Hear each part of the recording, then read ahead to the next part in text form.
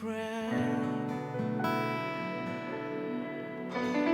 We are your children, and we gathered you today.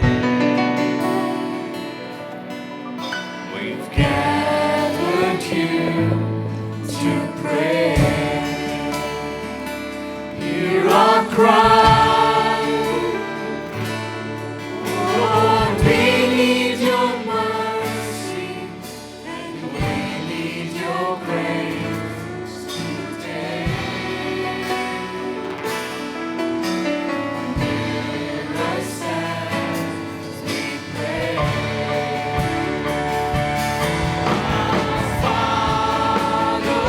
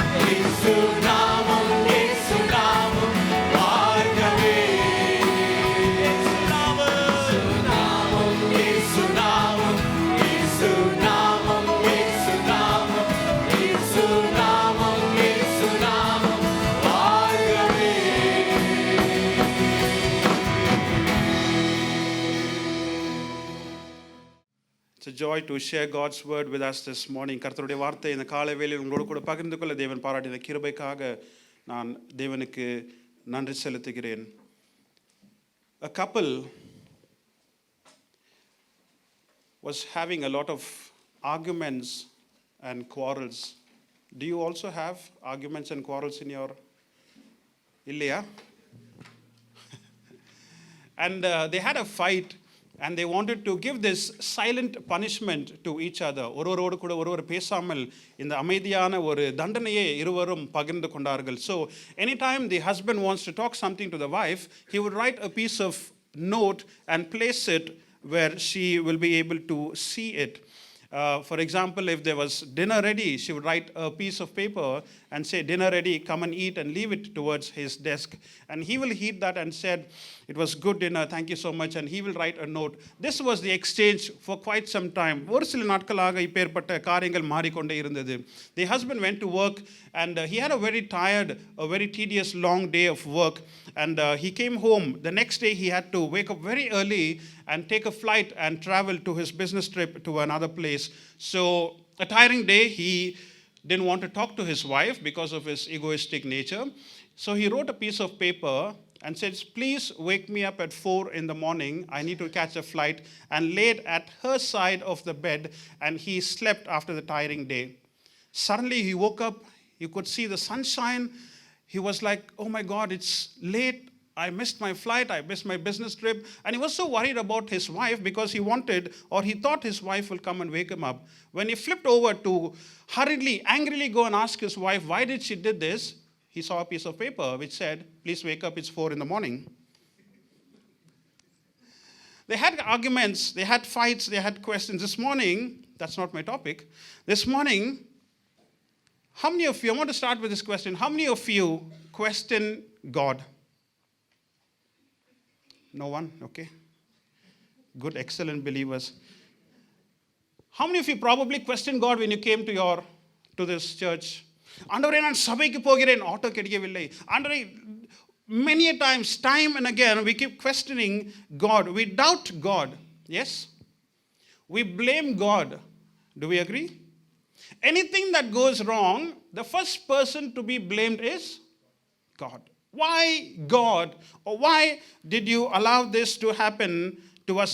ஏன் ஆண்டவரே என்று தெய்வத்தை கேள்வி கேட்கிற ஒரு அனுதினத்தின் பழக்கத்துக்குள்ளே தான் நாம் இருக்கிறோம். இந்த காலவேளையில் கர்த்தருடைய செய்தி உங்களோடு கூட பகிர்ந்து கொள்ள I want to entitle my sermon as questioning God was meaningful and purposeful. Don't come to your own conclusion. I will finish this. தெய்வத்தை கேள்வி கேட்கிறது அர்த்தம் உள்ளதும் நோக்கம் நிறைந்ததாய் இருந்தது. Many times we question God out of discouragement. We question God out of disappointments that we go through in life. வாழ்க்கையில் இருக்கிற அநேக சோர்வுகள் மத்தியிலே நான் தெய்வத்தை கேள்வி கேட்கிறது ஒரு பழக்கம். Because of our disappointment, நம்முடைய ஏமாற்றத்தை குறித்து அநேக நாட்களில் தேவனை நாம் கேள்வி கேட்கிறோம். Sometimes we question God out of the dissatisfaction that we overcome in our life. அதிருப்தினாலே நாம் தெய்வத்தை கேள்வி கேட்கிறோம். Sometimes we ask God or question God out of anger, out of frustration. If there is loss, be it family or business or any kind of loss we go through, we immediately question God. When we go through stress and pain and uncertainties in our life, வாழ்க்கையிலே துயரங்கள், தனிமையிலே, நோயின் மூலமாய், வியாதியின் மூலமாய் நாம் அகப்படும் போது தெய்வத்தை கேள்வி கேட்டுக்கொண்டே இருக்கிறோம். I want to start my sermon with this. In order for you to have peace, you need not know what God is doing. You just need to know who God is and what his character is. Raman சொல்லுமா, உங்களுக்கு சமாதானம், நமக்கு சமாதானம் அவசியமாக இருக்கும் என்று சொன்னால், எனக்கு சமாதானம் வேண்டும் என்று சொன்னால், தேவன் எதை செய்து கொண்டு இருக்கிறார் என்று அறிந்து கொள்ளுகிற அவசியம் இல்லை.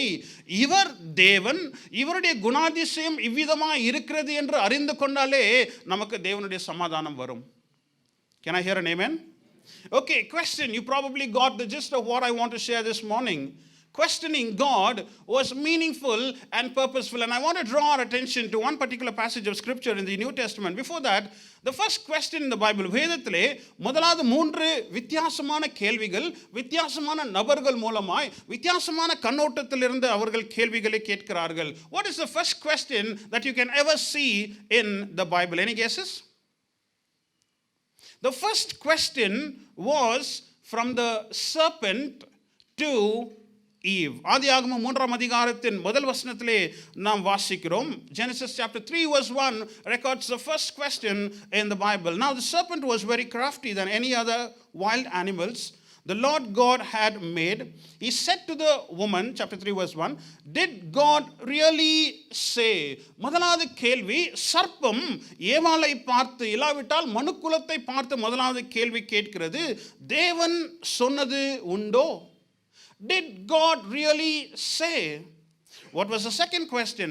The second question was from God to man. Remember this, when man sinned, மனிதன் அந்த கனியை புசித்து பாவம் செய்த பின்பு ஆதாம் தேவன் ஆதாமோடு கூட சஞ்சரிக்க வருகிறான். He says, the Lord God called, chapter 3 verse 9, called to man and he said, where are you?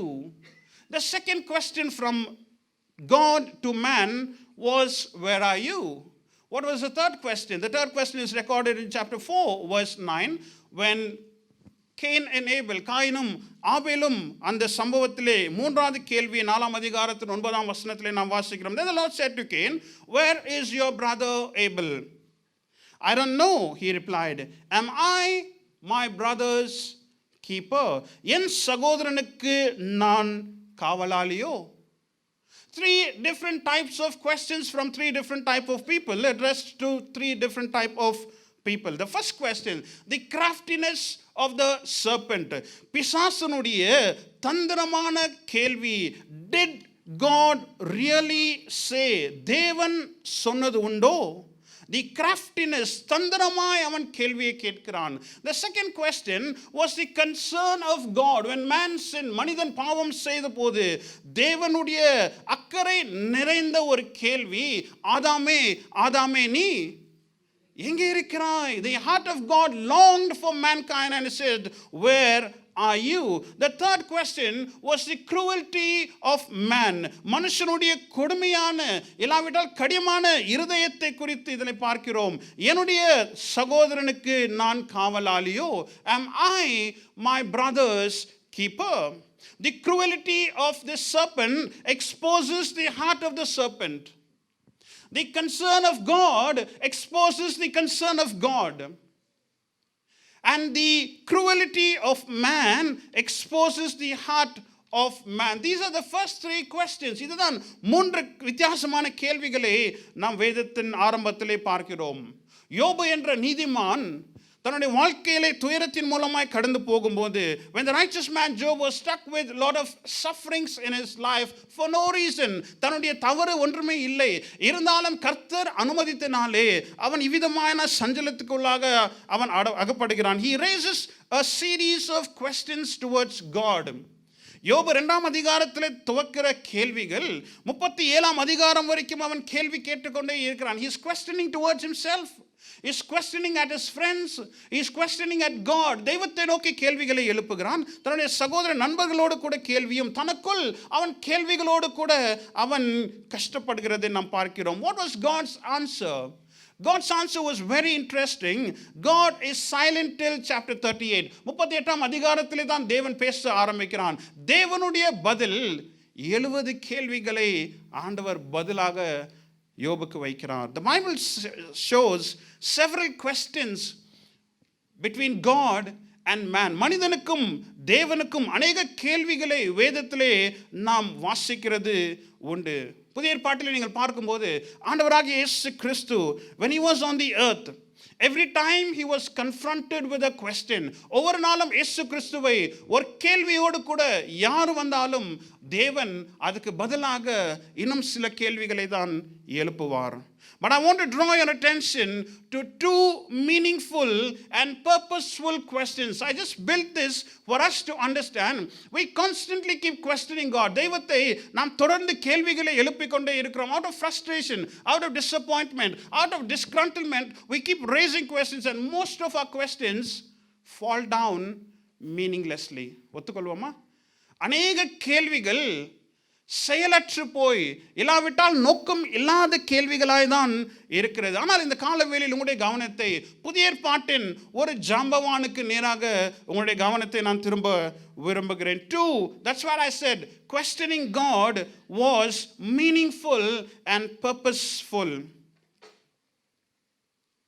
This question was raised by a man who responded to the very questions he raised with utmost sincerity until the end of the life. இந்த ரெண்டு கேள்வியை கேட்ட இந்த மனிதன் தான் கேட்ட கேள்விக்கே அவன் உண்மை உத்தமமாய் அவன் பதில் சொல்லி அவன் அந்த கேள்விகளுக்கு அவன் உறுதியாக இருந்து தன்னுடைய கடைசி நாள் வரைக்கும் அந்த கேள்விகளுக்கு தன்னை ஒப்பு கொடுத்த ஒரு நபர் என்று நாம் பார்க்கிறோம்.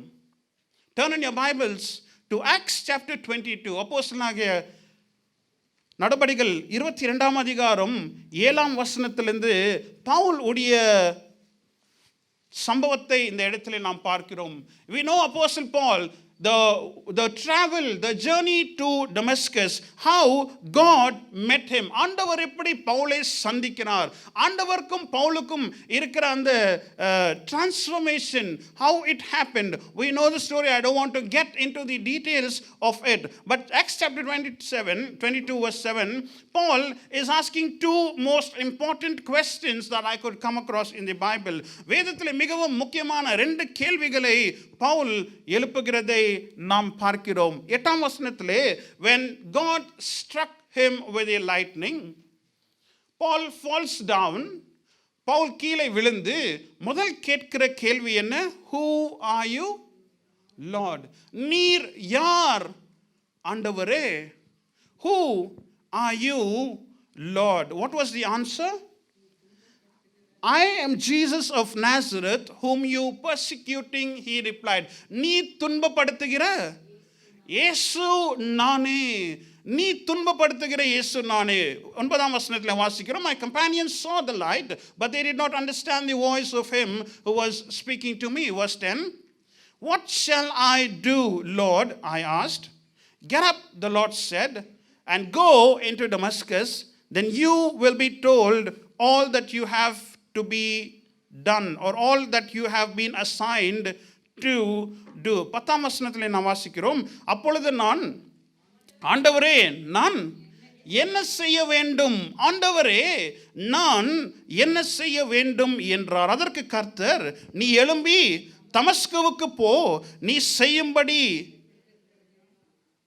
கவனம் ஜோரா வாசிங்க, நீ செய்யும்படி நியமிக்கப்பட்டதெல்லாம், நீ செய்யும்படி நியமிக்கப்பட்டதெல்லாம் அங்கே உனக்கு சொல்லப்படும் என்றார். நீ செய்ய வேண்டிய காரியங்கள், உனக்கென்று நியமிக்கப்பட்ட காரியங்கள் அங்கே உனக்கு சொல்லப்படும். His revelation led him to his responsibility. Can I hear an amen? தெய்வத்துடைய வெளிப்பாட்டு பெற்ற இவன் தன்னுடைய பொறுப்புக்கு நேராக ஆண்டவர் நடத்தினார். So my message is this simple. Two questions. Who are you, Lord? நீர் யார் ஆண்டவரே? His misconceptions about God led him to persecute God. பாருங்க, பவுல் தெய்வத்தை குறித்து சில தவறான காரியங்களை புரிந்து கொண்டு இருந்தார். மெசியா என்றால் இப்படிதான் இருக்க வேண்டும். பவுலுடைய எண்ணம், பவுலுடைய யோசனைகள், பவுலுடைய அண்டர்ஸ்டாண்டிங் ஆஃப் த பைபிள், வேதத்தின் பழைய ஏற்பாட்டின் நியாயப்பிரமாணங்களை பவுல் எப்படியாக புரிந்து கொண்டு இருந்தார்? தவறாய் புரிந்து கொள்ளவில்லை. ஆனால் பவுலுடைய மனதிலே மெசியா எப்படி தூக்கில் தொங்க முடியும்? ஏனால் வேதத்திலே வாசிக்கிறோம், மரத்தில் தொங்கப்பட்டவன் சபிக்கப்பட்டவன். The Bible says cursed is the one who is hung on the cross. Because of these kinds of things, Paul was not able to accept or understand the messianic concept of Jesus Christ. இயேசு கிறிஸ்து அவர் மெசியா, Messiah, அவர் இப்படியாக பாடுகள் மூலமாய் கடந்து போக வேண்டும் என்ற அந்த காரியத்தை பவுல் ஜீர்ணிக்கவே முடியலை. ஏனால் பவுலுடைய காரியங்கள், பவுல் போதிக்கப்பட்ட காரியங்கள் என்ன? மரத்தில் தொங்கினவன், சபிக்கப்பட்டவன், எப்படி ஆண்டவர் சாபமாய் மாற முடியும், எப்படி மெஸ்ஸியா ஒரு சாபமாய் மாற முடியும் என்ற இப்பேற்பட்ட காரியத்திலே he was struggling with this. His misconception led him to persecute. இப்பேற்பட்ட தவறான புரிந்து கொள்ளுதல் ஆண்டவரையும் கர்த்தரையும் தேவனுடைய பிள்ளைகளையும் துன்பப்படுத்த அவன் அப்படியாக இருந்தான். But his encounter with God led him to be a zealot for God. Can I hear an amen? ஆனால் தெய்வத்துக்கு இப்பேற்பட்ட முகமுகமாய் பார்த்து கர்த்தருடைய சத்தத்தை கேட்டு after this transformation கர்த்தருக்காக அவன் வைராகியமாய் எழும்புகிறதை நாம் பார்க்கிறோம். If you read Apostle Paul's writings, the greatest pursuit of Paul, பவுலுடைய மிகப்பெரிய something that pushed him, தன்னை நடத்தின ஒரு மிகப்பெரிய காரியம் என்ன? He always said, I want to know Christ. நான் கிறிஸ்துவை அறிய வேண்டும், கிறிஸ்துவை அறிய வேண்டும், அந்த வல்லமையை நான் அறிய வேண்டும் என்றுதான் பவுல் சொல்லிக்கொண்டே இருந்தார். Another place he said, for me to live is Christ. கிறிஸ்து எனக்கு ஜீவன், சாவு எனக்கு ஆதாயம். தெய்வத்துடைய அன்பின் அகலமும் ஆழமும் உயரமும் நான் அறிந்து கொள்ள வேண்டும். I want to know the depths of God's love, the height, the breadth of God's love. These were the things that drew Paul. இப்பேற்பட்ட காரியங்கள் தான் பவுலை கட்டி எழுப்பினது. And we see in Philippians, பிலிப்பியர் 3ஆம் அதிகாரத்துக்கு உங்களுடைய வேதத்தை திருப்பிக் கொள்ளுங்கள். And in chapter 7, verse 7, we are going to read few verses. What was the foundation of Paul? Pavul உடைய சில அடிப்படையான காரியங்கள் என்ன? Chapter 3 verse 7, it says, but whatever were gains to me, I now consider loss for the sake of Christ. We know this verse very well. இந்த வசனங்களை நன்றாக நாம் அறிந்திருக்கிறோம். Whatever was gains to me, I now consider loss for the sake of Christ. Verse 8, what is more, I consider everything a loss because of the surpassing worth of knowing Christ Jesus my Lord, for whose sake I have lost all things. I consider them garbage that I may gain Christ. 8ஆம் வசனத்தை வாசிங்கள்.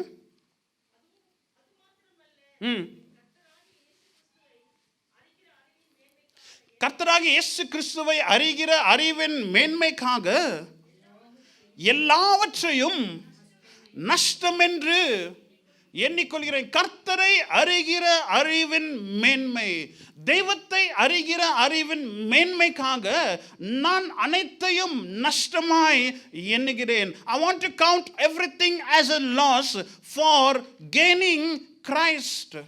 Because of the surpassing worth of knowing Christ. Whatever I have accomplished, he gives a big list. ஒரு பெரிய பட்டியலை கொடுக்கிறார். Who was he என்று. But he says, தெய்வத்தை அறிகிற நோக்கத்தின் அந்த காரியத்துக்காக I consider everything lost. Verse 10 says, I want to know Christ. நான் தெய்வத்தை அறிய வேண்டும். Yes, to know the power of his resurrection and participate in his suffering. தெய்வத்தை நான் அறிந்து கொள்ள வேண்டும், தெய்வத்துடைய வல்லமையை நான் அறிந்து கொள்ள வேண்டும், கர்த்தருடைய பாடுகளிலே நானும் இருக்க வேண்டும், பங்குதாரராய் இருக்க வேண்டும் என்றுதான் பவுல் உடைய நோக்கமாய் இருந்தது. Verse 12 he says, not that I have already obtained all this, or have I already arrived of my goal, but I press on to take hold of that which Christ Jesus took hold of me.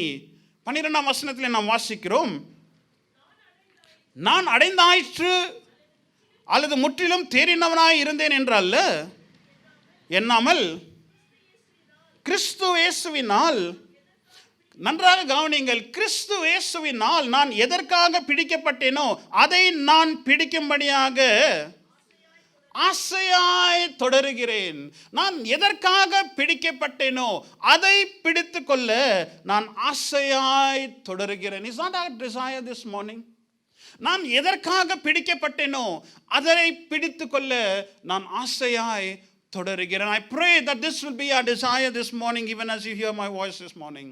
That what I have been, ஆண்டவரே நான் எதற்காக பிடிக்கப்பட்டனோ அதை நான் பிடித்துக்கொள்ள நான் ஆசையாய் தொடர்ந்து என்னுடைய விசுவாச ஓட்டத்திலே நான் முன்னேறி செல்ல எனக்கு உதவி செய்யும் என்று தேவத்தில் கேட்போமா?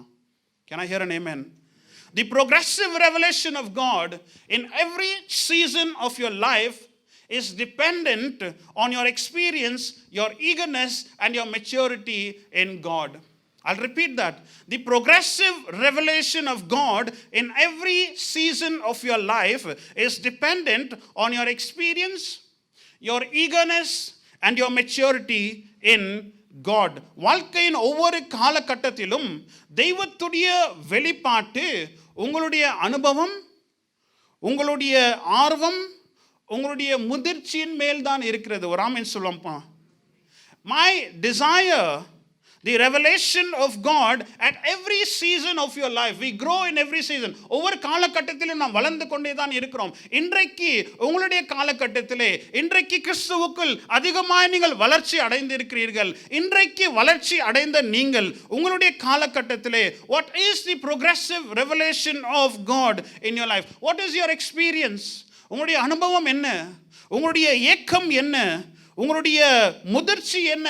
அதன் மேல்தான் உங்களுடைய எந்த அளவுக்கு கர்த்தரை நீங்கள் வெளிப்பாட்டை பெற முடியும் என்று இருக்கிறது. The more revelation of God you receive, the more responsible representative of Christ you should become. Can I hear an amen? I'll repeat that statement. The more revelation of God you receive, the more responsible representative of Christ you should become. தெய்வத்துடைய வெளிப்பாட்டை எந்த அளவுக்கு நீங்கள் பெற்றுக்கொண்டே இருக்கிறீர்களோ அந்த அளவுக்கு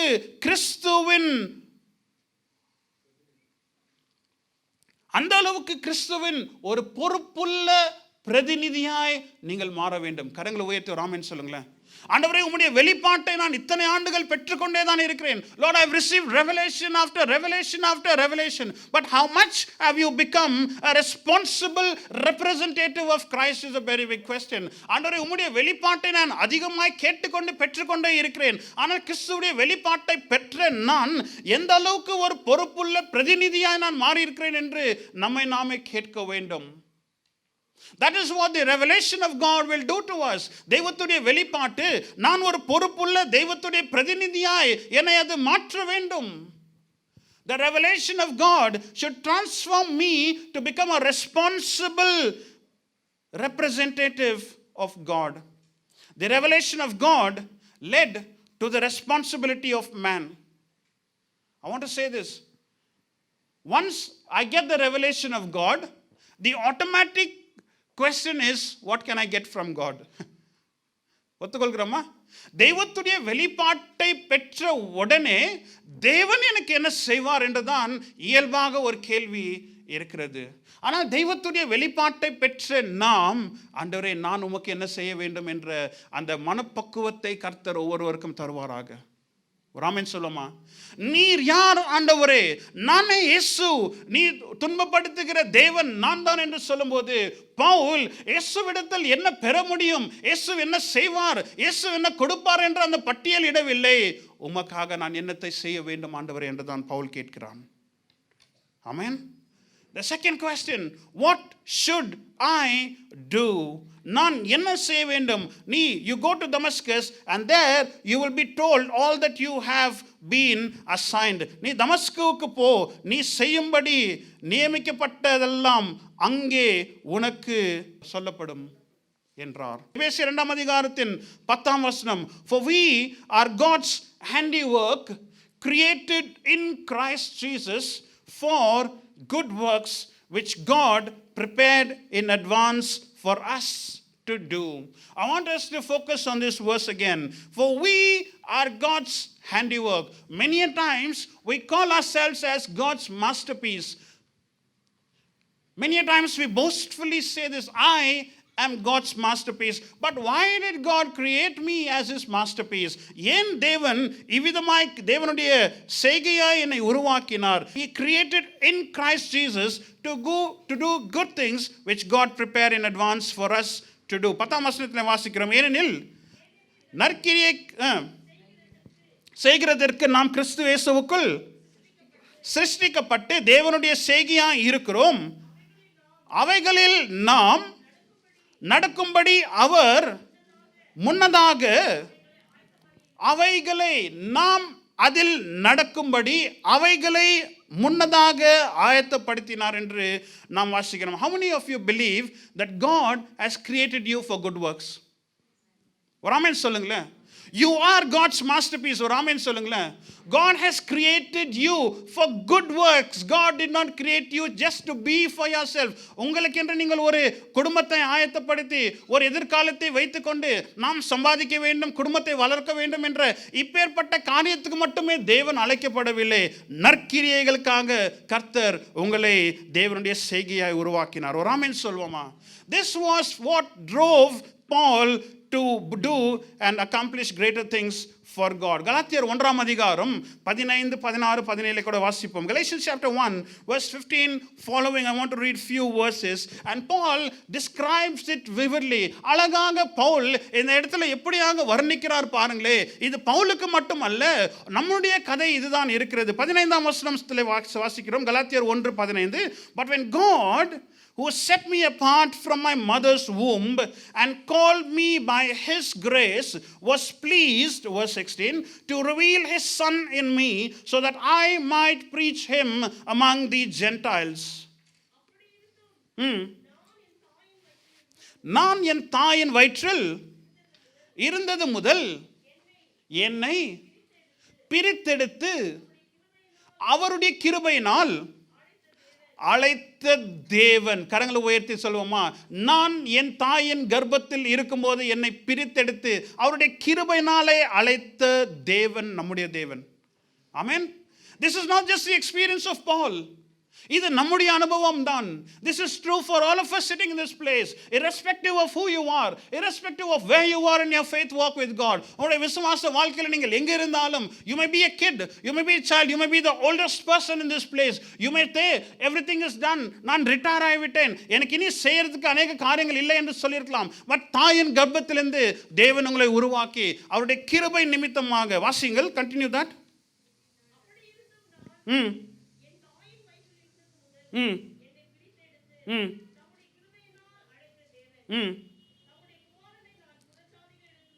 தம்முடைய குமாரனை நான் புறஜாதிகளுக்கு சுவிசேஷமாய் அறிவிக்கும் பொருட்டாக அவர் எனக்குள், பாருங்க, கிறிஸ்துவேசு நமக்குள் வெளிப்பட்ட நோக்கமே நாம் கிறிஸ்துவை புறஜாதிக்குள் நாம் பிரசங்கிக்க வேண்டும் என்றுதான். கரங்களை உயர்த்தி ஆமென் சொல்லுமா?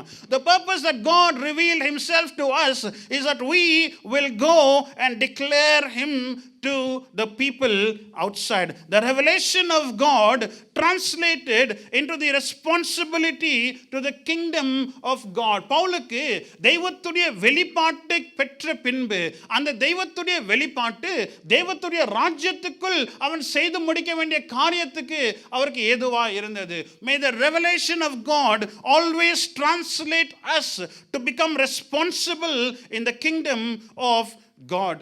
17ஆம் வசனத்திலே நாம் பார்க்கிறோம், I did not set up to Jerusalem to see those who were apostles before me, but I went into Arabia. Later I returned to Damascus. 18ஆம் வசனத்தில் வாசிக்கிறோம், I was there for 3 years. 3 ஆண்டுகள் தெய்வத்துடைய வெளிப்பாட்டை பெற்ற நான் 3 ஆண்டுகள் கர்த்தரை நான் தரிசித்துக் கொண்டு கர்த்தருடைய பாதத்தில் நான் உட்கார்ந்து என்னை நான் ஆயத்தப்படுத்தி கொண்டே இருந்தேன். I received the revelation, I received the responsibility, I received the instructions from God. That was what designed Paul. இதுதான் பவுலை வடிவமைத்தது. And Paul clearly knew everywhere he writes, I am sent by God. Pavul தேவனால் அழைக்கப்பட்டார் என்று உறுதியாய் விசுவாசித்தார். நாம் விசுவாசிக்கிறோமா?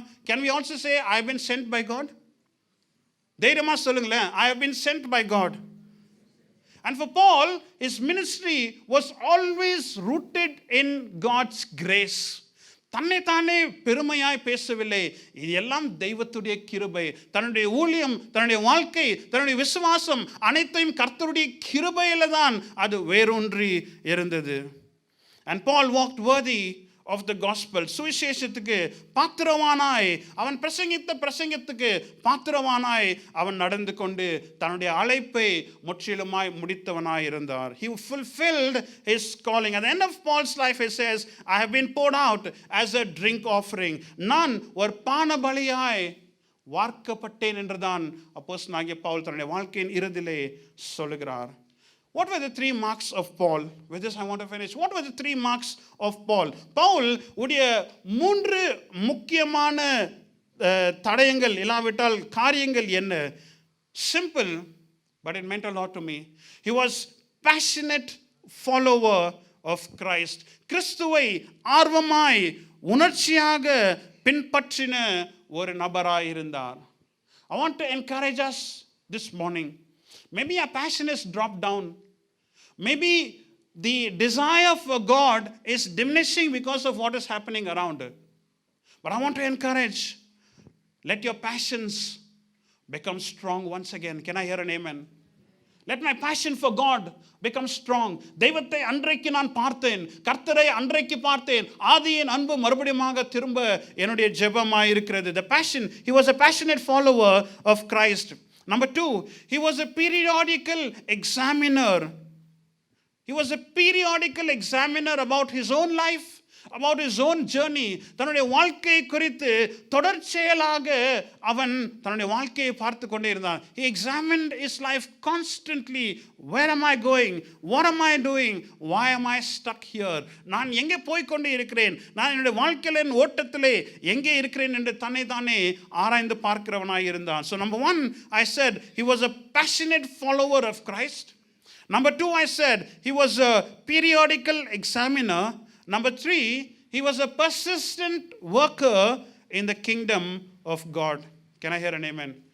தேவத்துடைய ராஜ்யத்திலே எப்பேற்பட்ட எதிர்ப்புகள், எப்பேற்பட்ட சோர்வுகள், எப்பேற்பட்ட நிந்தனைகள், எப்பேற்பட்ட அவமானங்கள் வந்தாலும், உற்சாகப்படுத்தினாலும் படுத்தாவிட்டாலும், whether he received encouragement or discouragement, nothing mattered to Paul. He was a persistent worker in the kingdom of God. What are the 3 things that undergirded Paul and his journey of faith? Paul தன்னையும் தன்னுடைய விசுவாசத்தின் ஓட்டத்தையும் கட்டின 3 காரியங்கள் என்ன? The 3 things that tied Paul and his journey, that undergirded him, these were the 3 things. He had the clarity. He had clarity. அவருக்கு தெளிவு இருந்தது. He was always heavenly minded. பரலோகத்தின் சிந்தனை நிறைந்தவராய் தான் பவுல் இருந்தார். He always says, I am a citizen of heaven. நான் பரலோகத்தின் குடியிருப்பை பெற்றிருக்கிறேன். The concept of eternity always was on the minds of Paul. நித்தியத்தின் கண்ணோட்டம், தான் எதை செய்தாலும் அது நித்தியத்தின் ஆசீர்வாதம், நித்தியத்தின் மேன்மை, நித்தியத்தின் பராமரிப்பு இருக்கிறதா என்ற அந்த தெளிவு பவுலுக்கு இருந்தது. ஒரு ஆமென் சொல்லுமா? He had clarity that he was always heavenly minded, and the concept of eternity was always clear with him. That clarity is what will help us to move forward in our life. Amen solvama. Secondly, he had the certainty. He had the certainty, and the நிச்சயம் இருந்தது. Nothing can separate me from the love and the calling of God. Raman சொல்லுமா, தெய்வத்துடைய அன்பிலிருந்து ஒன்றுமே என்னை பிரிக்காது, தெய்வத்துடைய அழைப்பிலிருந்து ஒன்றுமே என்னை பிரிக்காது, தெய்வத்துடைய கிருபையிலிருந்து ஒன்றுமே என்னை பிரிக்காது என்ற அந்த நிச்சயம் பவுலுக்கு உறுதியாக இருந்தது. ஆமென். Thirdly, he was confident of this, that he who began a good work in me is able to bring it to completion. நற்கிரியை துவங்கின தேவன் கிறிஸ்துவின் நாள் வரைக்கும் அதை முடிவுக்கு கொண்டு வருவார் என்ற அந்த நம்பிக்கை பவுலுக்கு உறுதியாக இருந்தது. He had the clarity, that heavenly concept. He had the certainty that nothing will separate him from the love of God, and he had the confidence that he who began a good work in him is able to bring it to pass. இன்றைக்கு என்னை கேட்டுக்கொண்டிருக்கிற தேவ ஜனமே, what is your clarity about your life journey? உங்களுடைய வாழ்க்கையின் பிரயாணம் எந்த அளவுக்கு தெளிவாக இருக்கிறது? நாம் ஓடிக்கொண்டு இருக்கிற காரியங்கள், the things that we are chasing, is temporary? Does it have eternity's blessings? அது நித்தியத்தின் மேன்மை, நித்தியத்தின் மகத்துவம் இருக்கிறதா? இல்லாவிட்டால் தற்காலிகமான காரியத்தின் பின்னாடி ஓடிக்கொண்டே இருக்கிறோமா? Do I have that certainty? கிறிஸ்துவுடைய அன்பு, கிறிஸ்துவுடைய அழைப்பு, கிறிஸ்துவுடைய கிருபை, கிறிஸ்துவுடைய அபிஷேகத்திலிருந்து ஒன்றுமே என்னை பிரிக்காது என்ற அந்த நிச்சயம் உங்களுக்கு இருக்கிறதா? உங்களுடைய வாழ்க்கைக்குள் துவங்கின நற்கிரியை துவங்கின தேவன் கிறிஸ்துவின் நாள் வரைக்கும் அதை முடிவுக்கு கொண்டு வர அவர் போதுமுள்ளவராய் இருக்கிறார் என்ற இந்த நம்பிக்கை நமக்கு இருக்கிறதா? தலைகளை தாழ்த்தி கண்களை மூடி, ஆண்டவரே, இப்பேற்பட்ட காரியம், இப்பேற்பட்ட தெளிவு எனக்கும் வரட்டும். I want this clarity, oh God. I want this confidence. I want this confirmation. I want to be certain about few things. இது புதுமையான காரியங்கள் அல்ல. ஆனால் ஆண்டவரே, எனக்கு அந்த தெளிவு வரணும். எனக்கு அந்த நிச்சயத்தை தாங்க. எனக்கு அந்த நம்பிக்கை வரட்டும். ஒருவேளை உங்களுடைய விசுவாசத்தின் ஓட்டத்திலே you are stuck in your faith, you are stuck in your journey, you are stuck somewhere. May the revelation of God enable you to move forward in your life. தெய்வத்துடைய வெளிப்பாட்டு உங்களுக்கு உதவி செய்யட்டும். ஆண்டவரே, நீர் யார்? நீர் யார்? இந்த கேள்வி அனுதினமும் நான் கேட்டாலும் தவறு அல்ல. ஆண்டவரே, உம்முடைய வெளிப்பாட்டை தொடர்ந்து எனக்கு தாங்க. உம்முடைய வெளிப்பாட்டு எனக்கு வேண்டும். Who are you, God? I need daily revelation. And God, what should I do? I need your daily direction. If you're struggling in your faith, if you're struggling in your commitment to God, if you're struggling in your ministry, if you're struggling in doing what God wanted you to do, or being persistent, தொடர்ச்சியாக செய்ய முடியாமல் இருக்கிறேன். Sometimes I'm passionate, I'm excited, but sometimes I'm disappointed and discouraged because someone said something. யாரோ ஏதோ ஒன்று காரியத்தை செய்ததினாலே சொன்னதினாலே நான் தோல்வியாய், நான் ஏமாற்றம் அடைந்து, நான் வியப்பு அடைந்து, I'm not able to be stable. It is not possible to respond to our call without a determined sacrifice. இப்பேற்பட்ட அழைப்புக்கு ஒரு தியாகத்தை செலுத்தாமல் இப்பேற்பட்ட அழைப்புக்கு நாம் இணங்கி கொடுக்கவே கூட முடியாது. We will never accomplish the call to which God has placed on our lives without a determined sacrifice. Today they say it's Valentine's Day.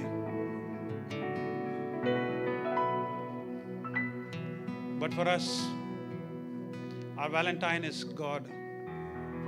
Our Valentine is Jesus. எனக்காக ரத்தத்தை சிந்தின என்னுடைய நாயகர், என்னுடைய ஆத்மா நேசர், அவருக்காக இன்றைக்கு நான் ஒப்பு கொடுப்பேன். I want to commit my life to my Valentine, who is worthy of my commitment, who is worthy of my commitment, and say, God, I want the revelation of God. தெய்வத்துடைய வெளிப்பாட்டு ஒவ்வொரு நாளும் எனக்கு இருக்க உதவி செய்யுங்க. உமக்காக நான் என்னத்தை செய்ய வேண்டும் என்று சொல்லுங்க ஆண்டவரே, நான் செய்வேன். I want to rededicate my life. I want to rededicate my ministry. I want to rededicate my call. I want to rededicate my purposes to my Valentine, who is worthy of every commitment, every sacrifice that I do on this earth. He alone is worthy. Let that be our commitment as we bring this service to a close. Heavenly Father, we thank you for Apostle Paul and his life and his ministry and his journey, that we are encouraged this morning. I pray, God, that you would give us the clarity of eternity's values. I pray, God, that you would give us this certainty that nothing will separate us from the love of Christ. And you would give us the confidence that he who began a good work in us is able to bring it to completion on the day of Christ Jesus. Let this be our strength. இது எங்களுடைய நம்பிக்கை, இது எங்களுடைய நங்கூரமாய் இருக்க உதவி செய்யும். அந்த யாவரும் நீர் ஆசீர்வதிக்க வேண்டுமா நாங்கள் ஜெபிக்கிறோம் ஆண்டவரே. தொடர்ந்து உம்மையை நாங்கள் பார்த்து உமக்குள் நாங்கள் வளர்ந்து உம்மையை நாங்கள் சார்ந்து கொண்டு இருக்கிற வாழ்க்கையை வாழ உதவி செய்யும். இந்த வாரத்தை நீர் ஆசீர்வதிக்க வேண்டுமாய் நாங்கள் ஜெபிக்கிறோம். அநேகருக்கு சவால்கள் நிறைந்த ஆண்டவரே பலவீனராய் இருக்கலாம், அவரை நீர் ஆசீர்வதியும். சவால்களை மேற்கொள்ள உதவி செய்யும். தேவைகளை நீர் சந்திக்க வேண்டுமாய் நாங்கள் ஜெபிக்கிறோம். இந்த வாரம் ஒரு ஆசீர்வதிக்கப்பட்ட வாரமாய் இருக்கட்டும். வந்த ஜனங்களை நீர் ஆசீர்வாதத்தினாலே மூடி அனுப்பும். இயேசுவின் நாமத்தில் ஜெபிக்கிறோம் பிதாவே, ஆமென், ஆமென். கர்த்தராகிய இயேசு கிறிஸ்துவின் கிருபையும் பிதாவாகிய தேவனுடைய அன்பும் பரிசுத்த ஆவியானவருடைய அன்யோன்ய ஐக்கியம், சந்தோஷம், சமாதானம் நம் அனைவரோடு கூட இன்றும் என்றும் இருப்பதாக. ஆமென். என் ஆத்துமாவே கர்த்தரை ஸ்தோத்ரி, என் முழுவதுமே பரிசுத்த நாமத்தை ஸ்தோத்ரி. என் ஆத்துமாவே கர்த்தரை ஸ்தோத்ரி, கர்த்தர் செய்த சகல உபகாரங்களை மறவாதே. ஆமென்.